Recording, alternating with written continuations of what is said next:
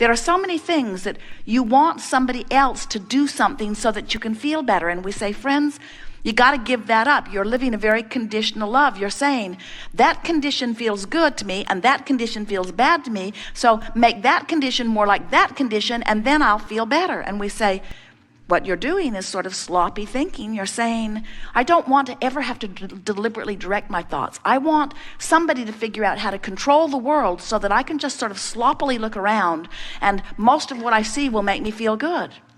And we say, that isn't what you want at all. You want the variety and you want the discipline to turn your thoughts toward those things that are a vibrational match to who you really are.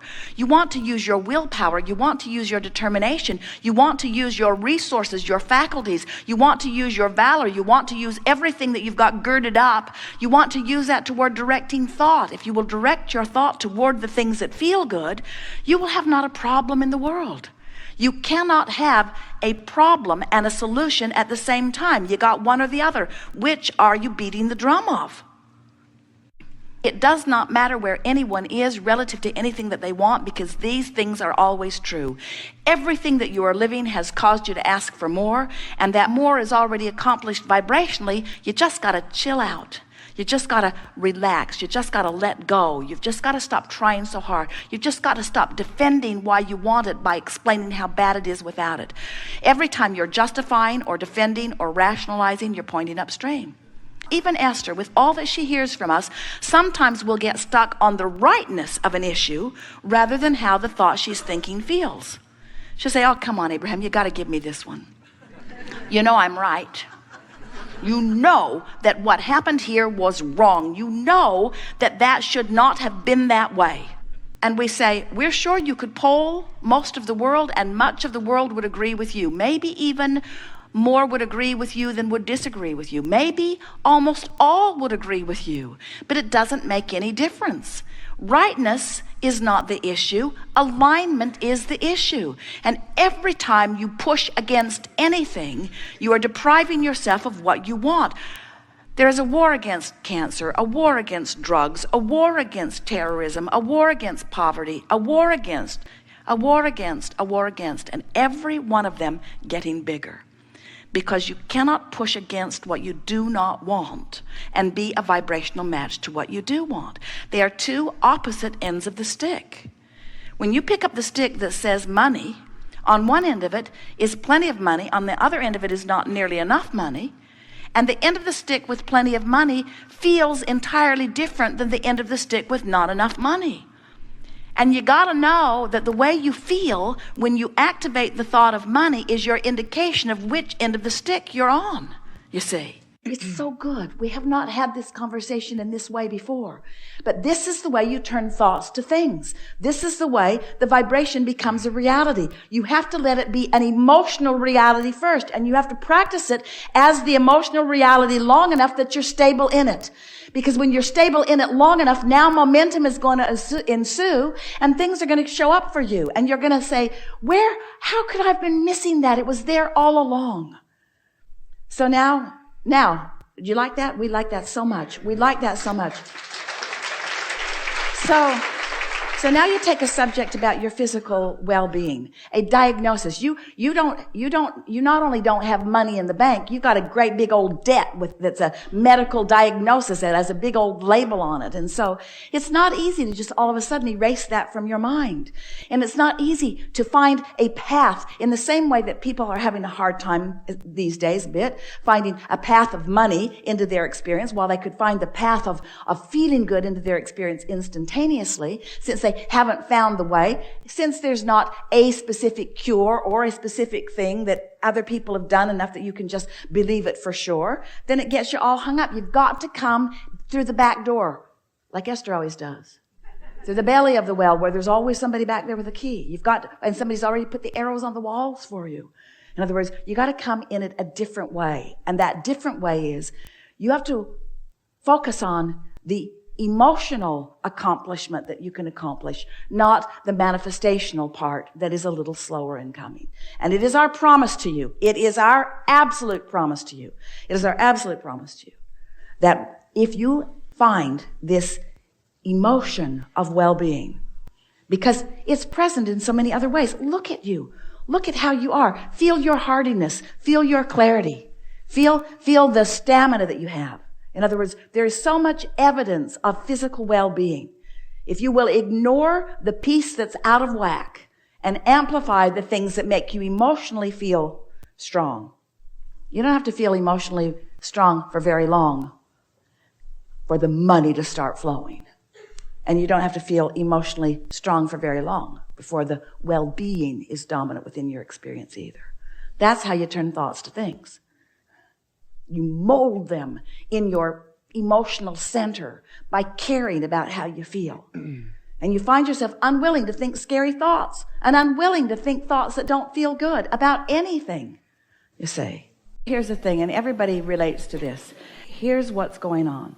Your conscious mind has been trained, even by the memory within the cells of your body. Your thinking mechanism wants to think.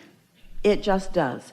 You want to evaluate. You are born to do that step one thing where you compare and you observe and you evaluate and you decide. So you've got this deciding mechanism that you're born with that is meant to decide, that wants to decide, that now all of a sudden you've decided that you're going to quiet it down. Well, it's not coming that easily because there's momentum in all these thoughts that you've been thinking. Your brain, it's not a storage cabinet where there are all these memories and things. It's a transmitting and receiving mechanism. And so the fact that you've been thinking a lot of thoughts about a lot of things means you've got some momentum going. And so those active thoughts are being received by your active brain, and that's why it's hard to quiet that brain down. It is. We acknowledge it's not the easiest thing to quiet your brain down. And you can't just stop thinking about a subject, which means you certainly cannot stop thinking about all subjects because there's momentum, it's happening, and to just all of a sudden decide that you're going to shut it down, you can't. If we said to you, stop thinking about that, you'd be thinking about that thing that we asked you to stop thinking about. I'm not going to think about that anymore. Well, you're thinking about that thing you're not going to think about, but it's like, I'm going to stop smoking. Well, all you want to do is smoke more because you're thinking about not smoking. So what happens is, since that's the way law of attraction works, it's necessary for you to find something else to think about, something that has a different vibrational frequency, something that doesn't have as much momentum. So what we recommend, it's really an easy thing, is to find some sound to give your attention to. Now, in the beginning, Esther was encouraged to focus on her breathing, which she did, and that worked for her. She just counted her breathing.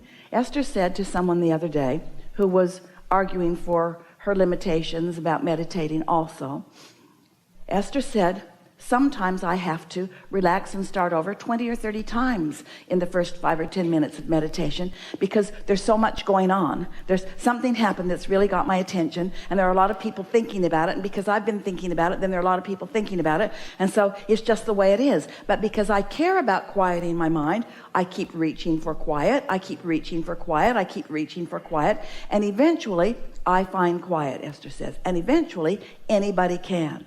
So what Esther has discovered is that if she will listen for a sound in the room, she lives mostly in hot country, so there's usually an air conditioner going, and that's a pretty good thing to focus upon because it's running consistently. Can you hear it in this room? Mm-hmm.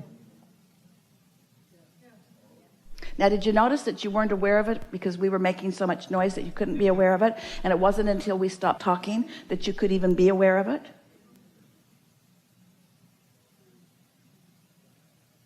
But now you can be aware of it. And the thing about a sound in a room like that is that there's not that much interest. Oh, that's not as good a sound as I've listened to before. You don't think thoughts like that. Oh, that sound has a bad attitude. That sound betrayed me. That sound owes me money. You just don't have all that connection to that sound. So that boring sound that you've decided to focus upon will quiet your mind. Because you didn't say you're not going to think about something. You said you're going to think about something. So you turned your attention to something. Now sometimes Esther will think about it, and then her mind will wander on to other things, and then she'll think about it. Sometimes it takes a little while to get focused upon it, but when you do, when you get enough quiet momentum going on this boring subject, your mind will quiet down. And when it does, you will feel it. It will be a visceral feeling. It will be a physical feeling. Some of you began feeling it just in the few seconds we asked you to focus on that sound.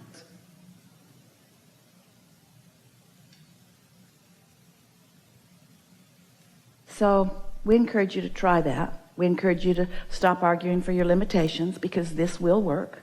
We know for sure it will work. You just have to find something. Now, if there's not a sound in the room, turn your faucet on and let it drip and listen for it. Esther found a little ticking clock that's really a sort of obnoxious thing, and she puts it just the right distance from her in the room, and she can focus on that.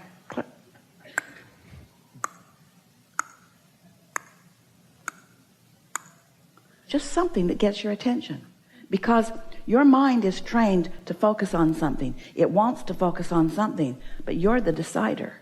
You can decide what it focuses on. You don't have any control over most of everything that's around you. So when you give up control of the external conditions and you accomplish control of your own focus, oh, you tap into a power, you tap into a clarity.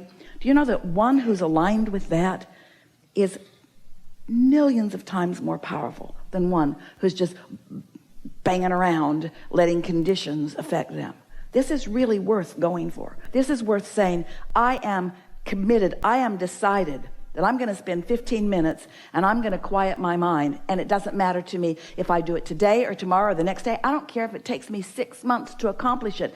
I'm going to learn how to tap in to the energy that creates worlds, and I'm going to use that energy toward the things that matter to me. Decide it and do it. It's easy. It's easy. It's easy. It's easy. It's as easy as sitting down. That's easy. It's as easy as listening for something. That's easy. And it's as easy as continue to listen for that something. That's all that it is. And then suddenly you're thinking, and you're thinking, am I thinking? Am I thinking? No, that's not anything I was thinking about. This isn't a continuation of my thought. This is the thought of source. This I will listen to. Helpful? Yes, I'm going to keep trying. Just another thought that I had. Well, as Yoda says. Okay. I will continue to set the timer for 20 minutes every morning. There's a Starbucks in the area where Esther lives, and her family and Esther, when they go through the Starbucks, they've started the fun of placing their order and also asking for an inspirational quote, just for fun. And when they do, the response through the speaker is, oh, it's you guys. And they say, yep, it's us, and get ready for us because we're going to be at the window soon. And the last inspirational quote was, do or don't do. There is no try. There is no try.